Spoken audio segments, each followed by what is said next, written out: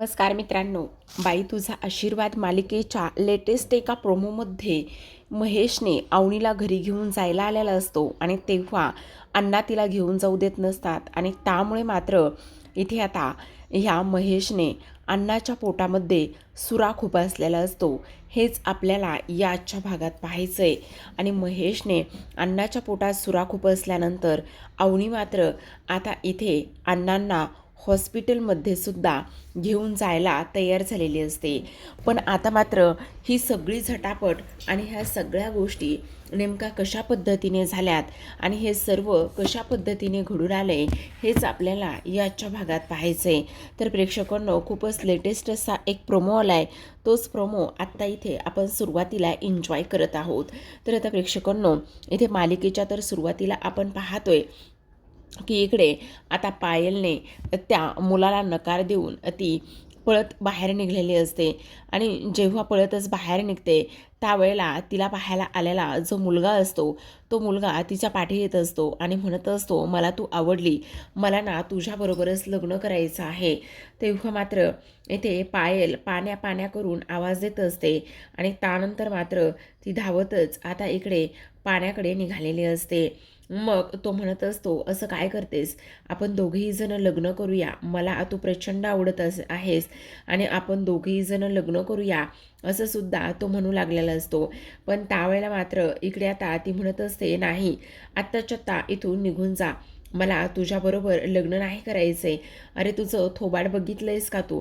तेवढ्यातच तिथे पाण्या येतो आणि म्हणत असतो, काय झालेलं आहे, तू अशी का करतेस? तेव्हा मात्र इकडे आता ती म्हणत असते, पानू पानू बघ ना, हा माझ्या मागे लागलेला आहे आणि ह्याने मला पसंती दाखवलेली आहे. तेव्हा तो म्हणत असतो, अरे बापरे, हा असला येडाच तुला पसंत करेल, हे मात्र तेवढंच महत्त्वाचं आहे. तेव्हा पायल म्हणत असते, तू डोक्यावर पडलायस का? अशा पद्धतीने कसं काय बोलू शकतोस तू? तुझं काय चाललेलं आहे? इथे तू मला वचन दिलं होतंस, तू सांगितलं म्हणून मी तिकडे गेले होते, नाहीतर मी तिकडे अजिबातच गेली नसती. ह्या सगळ्या गोष्टी तुला माहिती नाही आहेत का? हे बघ, आत्ताच्या आत्ता त्याला सांग आणि ती जी काही डॉली आहे ना तिला फोन कर आणि तिच्यासोबत असलेलं ब्रेकअप तोडून टाक, समजलं तुला? असं सुद्धा आता इथे ती बोलत असते. पण तेव्हा मात्र यशा म्हणत असतो, अरे तुमचं काय चाललेलं आहे, जरा शांत बसा ना, अवनी सापडत नाही आहे. मग आता इकडे सुलू धावत चाललेली असते. सुलू आल्याबरोबर यशाला विचारत असते, यशा खरं खरं सांग, इथे माझी अवनी कुठे आहे? खोटं बोलायचं नाही आहे, खरं खरं सांगायचं. तेव्हा यशा म्हणत असतो, अगं त्या नाही माहिती मला की अवनी कुठे आहे म्हणून, मी खरं सांगतोय तुला. तेव्हा ती म्हणत असते, तू खरं नाही सांगत आहे मला, खोटं बोलतोस, माझी अवनी कुठे आहे, माझी नमी कुठे आहे ते सांग मला, नाहीतर मी इथे धोंड्याच्या सगळ्या पोरांना जाळून टाकेल, मारून टाकेल, असं इकडे ती बोलत असते. तेव्हा मात्र इकडे आता लगेचच तो म्हणत असतो हिला नमित पायलला तिचा हात पकडतो आणि आपण दोघीजण पळून जाऊन लग्न करू आणि माझं तुझ्यावर प्रेम आहे असं म्हटल्याबरोबर आता मात्र इकडे ती त्याचं कानफाडच फोडते. मग आलेले पाहुणे इथे दत्तूला म्हणत असतात, अहो काय यार, तुमच्याकडे असा पाहुणचार केला जातो का? त्या मुलीने तर इथे सरळ सरळ कानाखालीच मारली. तेव्हा मात्र इकडे आता दत्तू म्हणत असतो, काय करणार, आमच्या हातामध्ये काहीच नाही आहे, हल्लीच्या पोरीस तशा आहेत, आम्ही काहीच नाही करू शकत. मग आता सुलू म्हणत असते, जोपर्यंत माझी नमी सापडत नाही तोपर्यंत काही केल्या मी शांत बसणार नाही, माझी नमी कुठे आहे आत्ताच्या आत्ता मला सांगा, असं म्हणून धोंडू अण्णांच्या घरामध्ये नमिताला शोधायला जाते. दुसरीकडे आपण पाहतो आता नमिताला सोडवण्यासाठी इथे हा विमान निघालेला असतो. पण एवढं बाहेरचं घराचा लूक पाहिल्यानंतर नमिता म्हणत असते, कसला राजवाडा आहे, माझे इथे काही फोटो क्लिक करणं. आणि तेव्हा तो तिचे काही फोटोज क्लिक करतो. आता ती गाडीत बसते तेवढ्यात स्वाती आलेली असते. स्वाती म्हणत असते, नमिता हे बघ ना, थांब ना, अवनीसाठी मी काहीतरी खाऊ दिला आहे, तो प्लीज तिच्याकरिता घेऊन जा ना. तेव्हा मात्र इकडे आता नमिता म्हणत असते की खरं सांगू का तुम्हाला, इथे ना तुम्ही कसे वागतात हे तुम्हाला कळत नाही. अहो तिचं एवढं राजावर प्रेम आहे, मग तुम्ही त्या प्रेमाचा स्वीकार केला पाहिजे. खरं पाहायला गेलं ना तर इथे तेवणी ते 4-4 पोरांमध्ये एकटी राहते, पण तुम्हाला ना कोणत्या गोष्टीशी काहीच नाही आहे. पण तुम्ही नका काळजी करू, तुम्ही दिलेला हा जो काही खाऊ आहे ना तो मी इथे आपल्या अवनीपर्यंत नक्कीच पोहोचेल. तुम्हाला काळजी करण्याची गरज नाही आहे. आणि तेव्हा लगेचच आता इकडे स्वातीने एक चिठ्ठी लिहिलेली असते आणि ती चिठ्ठी ती नमिताकडे देते आणि अवनीला गुपचुपच द्यायला सांगते. मग आता विवांच्या गुपचुपच नमितासुद्धा ती चिठ्ठी काढून घेते आणि ठेवत असते. तेव्हा मात्र इथे आता स्वाती तिला म्हणत असते, आमच्याकडून काही चुकलं असेल, काही झालं असेल तर माफ कर आणि अवनीला सांग की आम्ही तुला खूप जास्त मिस करतो. असं म्हटल्याबरोबर ती म्हणत असते, तुम्ही नका काळजी करू, मी आहे ना, मी सगळ्या गोष्टी व्यवस्थित करेल. तुम्हाला काळजी वगैरे करण्याची आणि ह्या सगळ्या गोष्टी करण्याची, बोलण्याची वगैरे सुद्धा काही गरज नाही आहे. ए ड्रायव्हर, काय करतोयस? तेव्हा इथे ना जो काही विवान आहे तो विवान एक नॅपकिन घेतलेला असतो आणि तो सोबत घेत असतो. तेव्हा स्वाती त्याला विचारते की अरे हे सगळं तू काय करतोयस? तेव्हा तो म्हणत असतो, नाही नाही काही नाही. मग नमिता म्हणू लागते, चल आता निघायचं का? असं म्हणून स्वाती मात्र इथे आता नमिताला बाय करत असते आणि नमिताला बाय करून नमिता आता इकडे स्वातीने दिलेला खाऊ आणि त्याचबरोबर ती चिठ्ठी घेऊन आता निघालेली असते. दुसरीकडे आपण पाहतो आता इकडे मात्र ही पायल मात्र इथे त्याला म्हणत असते, काही जरी झालं ना तरीसुद्धा तू त्या डॉलीबरोबरचं आत्ताच्या आत्ता ब्रेकअप करायचं. तू ह्या सगळ्या गोष्टी सांगितल्या म्हणून मी तिथे गेले ना, नाही तर मला कोणामध्ये काहीच इंटरेस्ट नाही, हे सगळं तुला माहिती ना. मग आत्ताच्या आत्ता त्याला फोन कर आणि त्याचबरोबर ब्रेकअप कर. तेव्हा यशोदा म्हणत असतो, ए पायल जरा गप्प बस ना. हे बघ नमिता इथे सापडत नाही आहे आणि नमिता इथे सापडत नसल्यामुळे इथे थोडंसं टेन्शन आलं आहे. प्लीज असं काही करू नकोस ना. आणि त्यावर लगेच आता इकडे यशोदा म्हणत असतो, कळत नाही आहे नमी कुठे असेल, काय झालं असेल. तेव्हा मात्र इथे आता पाण्या म्हणत असतो, काय कळत नाही आहे. इथे नमी आकाशात गायब झाली का पाताळात गेली तेच काही कळत नाही आहे. त्याच तर ना नमी एवढ्या सहजासहजी कुठे जाणारातली नाही आहे. पण आत्ता मात्र ती अशा पद्धतीने गायब झाली ना, त्यामुळे अजूनच टेन्शन आलेलं आहे. मग आता पायल म्हणत असते, जाऊबाईंना कुठे शोधायचं आता? पोलिसांमध्ये जायचं का हॉस्पिटलमध्ये जायचं तेच काही कळत नाही आहे. तेवढ्यातच आता सुलू बाहेर आलेली असते. सुलू म्हणत असते, धोंड्यांच्या पोरांनो, काही जरी झालं ना तरी एक गोष्ट मात्र तुम्ही नीट ध्यानात ठेवा. काही जरी झालं ना तरीसुद्धा इथे मी अजिबात कोणाला सोडणार नाही आहे. तेव्हा आता हे सगळं काही बोलल्यानंतर इथे यशोदाला टेन्शन आलेलं असतं. तो डोकं पकडूनच खाली बसलेला असतो. तेव्हा मात्र इथे आता हा पाण्या म्हणत असतो, ए बाई गप्प बस ना. तू अशी बोललीस ना तर तो डोकं लगेचच पकडतो. त्याला ह्या सर्व गोष्टींचं टेन्शन येतं. तू काहीच बोलू नकोस, गप्प बस ना. तेवढ्यातच आता अवनी आणि राजा हे दोघेही जण आलेले असतात. जेव्हा ते दोघेही जण येतात त्यावेळेला आता अवनी म्हणत असते, काय झालंय, काय झालेलं आहे? तेव्हा लगेच आता इथे राजा म्हणत असतो, कोण बोललं निगेटिव्ह? तेव्हा आता ही पाण्या म्हणत असतो, कोणी निगेटिव्ह बोललं नाही आहे. नमी गायब झाली आहे. नमी गायब झाली म्हणजे? अरे नमी कशी गायब होईल? आणि त्याचबरोबर इथे आता तो म्हणत असतो, अरे त्याचं काय झाले ना, नमीला ना आज पाहुणे पाहायला आले होते. काय? अच्छा, म्हणून तुझा असा पोपट झाला आहे का? अरे तुला किती वेळा सांगितलं की त्या हिच्याबरोबर नमीबरोबर लग्न करून टाक म्हणून, पण तू मात्र काही केल्या ऐकायलाच तयार नाहीस. काय बोलायचं आता? त्यामुळेच ती बिचारी कुठेतरी गेली असेल.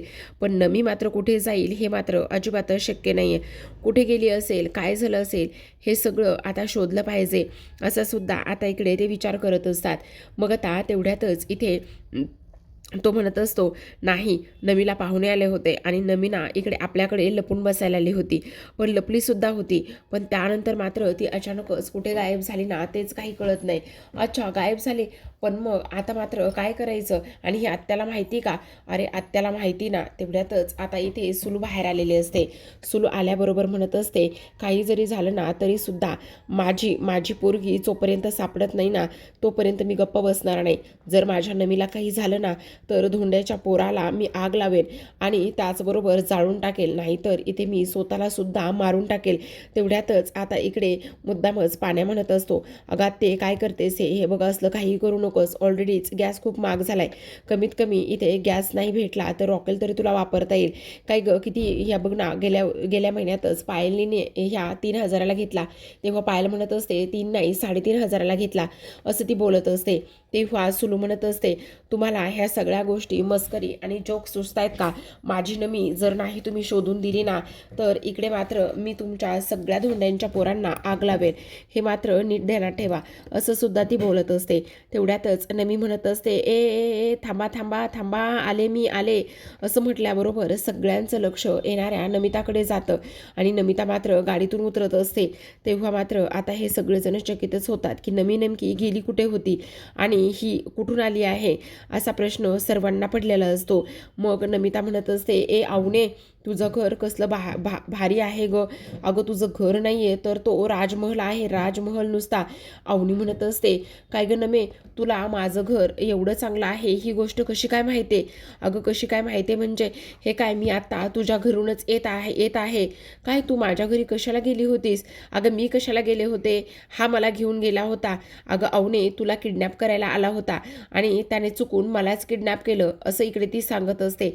थांब थांब, आणि मी ना तुझ्यासाठी खूप सामानसुद्धा आणलेलं आहे आणि त्याचबरोबर इथे तुझ्यासाठी खाऊसुद्धा आणलेला आहे, थांब मी आले, असं ती बोलत असते. आणि तेव्हा मात्र इकडे आता लगेचच, अगं तो ना इथे अवनीला किडनॅप करायला आला होता, पण अवनीला किडनॅप करायला आल्यानंतर त्यांनी ना मलाच किडनॅप केलं, असं आता इकडे ती बोलत असते. तेव्हा मात्र विवानची चांगलीच वाट लागलेली असते. विवान मात्र तिला शांत करण्याचा तेवढा प्रयत्न करतो, पण नमिता मात्र शांत होत नाही. तेव्हा लगेच आता इकडे तो पळून जाण्याचा काम करत असतो. तेवढ्यातच आता इकडे मात्र हे सगळेजण इथे अवनीला किडनॅप करायला आला होता म्हटल्यावर त्यांना अजूनच टेन्शन येतं.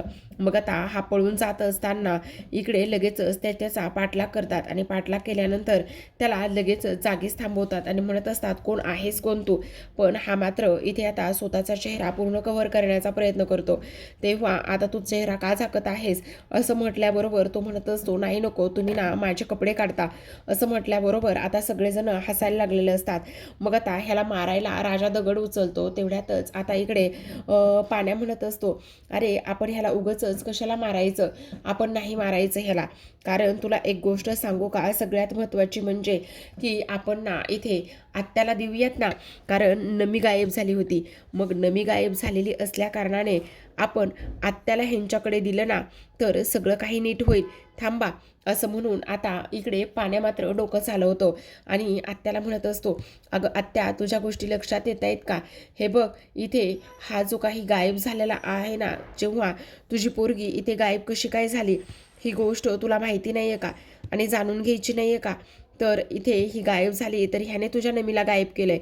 अगं जर तुला काही झालं असतं, त्याचबरोबर नमीला काही झालं असतं तर काय करायचं?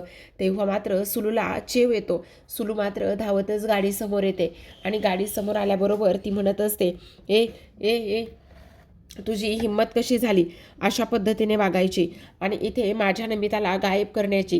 तू समजतोस कोण स्वतःला? इथे तुझ्यामुळे माझ्या नमीचं लग्न मोडलं, तुझ्यामुळे सगळ्या गावामध्ये माझी नाचक्की झालेली आहे, तुझ्यामुळे ह्या सगळ्या गोष्टी झालेल्या आहेत, तुझ्या ध्यानात येते का? असं आता इकडे सुलू बोलत असते. मग आता इकडे माझी नुकसान भरपाई कोण देणार? तो म्हणत असतो, मी देतो ना तुमची नुकसान भरपाई. अरे पण माझ्या पोरीचं लगीन मोडलं आहे. मग माझ्या पोरीचं लगीन मोडलंय त्याचं काय होणार आहे? तेव्हा तो म्हणत असतो, असं कसं? अगं अगं तुला कॅनडाचा जावाई चालणार आहे का त्या? तो तुझ्या पोरीबरोबर लगीनसुद्धा करेल. तेव्हा मात्र आता लगेचच नमिता राजाला म्हणत असते, ए राजा गप्प बस जरा, काय बोलतोयस? हो हो, नाही नाही, सॉरी, ए ए तू कर आता, माझ्या पोरीबरोबर तूच लग्न करायचं. तेव्हा तो म्हणत असतो, नाही नाही, मी नाही अजिबात तुमच्या पोरीबरोबर लग्न करणार, मला अवनी पाहिजे, मी अवनीबरोबर लग्न करणार आहे, असं म्हटल्याबरोबर आता मात्र इथे सुलू त्याला खाली उतरवण्याचा प्रयत्न करत असते आणि तेव्हा तो आता सुलूला चकवा देऊनच तिथून निघून जातो. सुलू मात्र थोडीशी त्याच्या मागे पळत असते, धावत असते. तर इकडे दुसऱ्या बाजूला मात्र ही दांगडांची पोरं फार जास्त आनंदात असतात.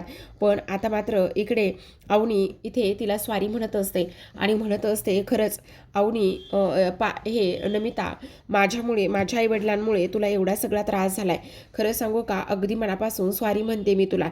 त्यावर ती म्हणत असते, ए तू वेडी आहेस का? तू उगाचच मला सॉरी कशाला म्हणतेस? ह्या सगळ्या गोष्टी तुला बोलण्याची काहीच गरज नाही आहे. हे बघ, जे झालं ते चांगलंच झालं. उलट मला त्या मावा खाणाऱ्या पोराबरोबर लग्नच करायचं नव्हतं.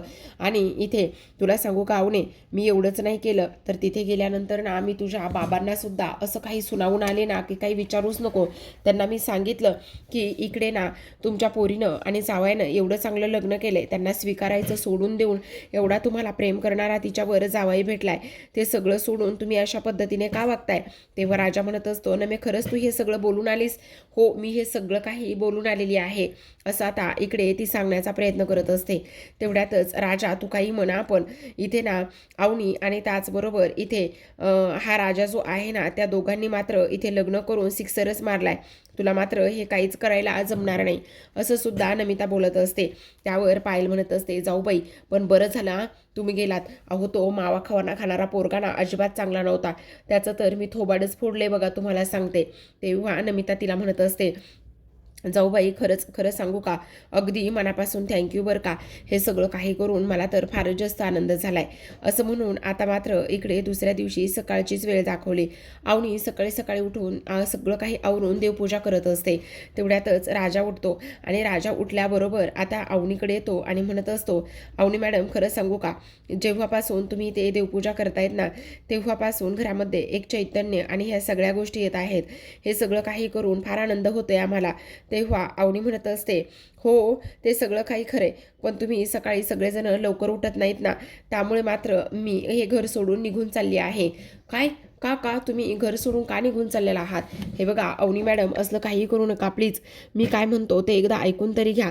त्यावर अवनी म्हणत असते, अजिबातच नाही ऐकणार, कारण इथे तुम्ही अजिबात नीट वागत नाहीये, त्याचबरोबर लवकर उठत नाहीत, त्यामुळे मी घर सोडून जाणार आहे आणि त्यामुळेच मी तयारी करत आहे, असं अवनी बोलत असते. आता हे सगळं काही बोलल्यानंतर राजा धावतच सगळ्यांकडे जातो आणि सगळ्यांना इथे झोपेतून उठवण्याचं काम करत असतो आणि म्हणत असतो, ताबडतोब तुम्ही उठा, अवनी मॅडम जे आहेत ना त्या इथे घर सोडून चालल्या आहेत. असं बोलल्याबरोबर आता मात्र इकडे सगळेजण उठतात आणि राजाला सुनावत असतात आणि म्हणत असतात, अजिबातच नाही, तूच काहीतरी बोलला असशील ना, म्हणून कदाचित इथे अवनी घर सोडून चालली असेल, बरोबर की नाही? असं सुद्धा आता इकडे ते बोलत असतात. तेव्हा राजा म्हणत असतो, अजिबातच असं काही नाहीये, मी काहीही बोललेलो नाहीये, मी त्यांना का आणि कशामुळे बोलेल? आणि इथे लगेचच अवनी बाहेर येते. अवनी म्हणत असते, नाही, तुम्ही काळजी अजिबातच करू नका, मी घर वगैरे सोडून कुठेही चाललेली नाहीये. आज काय ना, मला कॉलेजला जायचं आहे. कॉलेजला? का आणि कशासाठी? असं म्हटल्याबरोबर आता इकडे ती म्हणत असते, माझे सर्टिफिकेट्स मला मिळवायचे आहेत. तेव्हा आता इकडे धनु म्हणत असतो, अहो वहिनी, म्हणजे तुम्हाला इथे उपोषणला बसायचं आहे का? तसं काहीतरी करायचं आहे का? नाही रे, असं काही नाही करायचं. आता बघते ना, म्हणजे तुम्हाला डुप्लिकेट सर्टिफिकेट्स मिळवायचे आहेत का? नाही, बहुतेक ना त्यांचे 4 विषय गेलेले असावेत, त्यामुळे त्यांना इथे जायचं असावं कॉलेजला, बरोबर ना वहिनी? अरे काय तुम्ही तर्क लावताय? असलं काहीही नाही आहे. मला कॉलेजला जायचं आहे आणि मला इथे पुढच्या शिक्षणासाठी काही होप्स मिळत आहेत का, काही सर्टिफिकेट्स वगैरे मिळत आहेत का बनवून, ते पाहायचं आहे आणि त्यामुळे मी कॉलेजला जाणार आहे, असं अवनी सांगत असते. मग आता इकडे मात्र हे चौघही जण म्हणतात, तुम्ही एकट्याने अजिबातच जायचं नाही आहे. तुम्ही एक काम करा, तुम्ही ना इथे ह्याला घेऊन जा. तुम्ही जर ह्याला घेऊन गेलात ना, तर मग सगळं व्यवस्थित होणार आहे, असं सुद्धा आता इकडे ते बोलत असतात. ह्याला म्हणजे बघा ना, तुम्ही जर आता ह्या काडी पैलवानला घेऊन गेलात ना, तर नक्कीच तुमचं काम होईल, असं इकडे बोलत असतो. तेव्हा अवनी म्हणत असते, नाही, त्याची मात्र काहीच गरज नाही, तुम्ही काळजी करू नका, मी जाईल आणि ताबडतोब लवकरात लवकर माझं काम आटपून येईल, असं स्पष्ट शब्दामध्ये आता सांगण्यात आलेलं असतं. पण आता मात्र अवनीला इकडे जाण्याची तयारी करायची असते.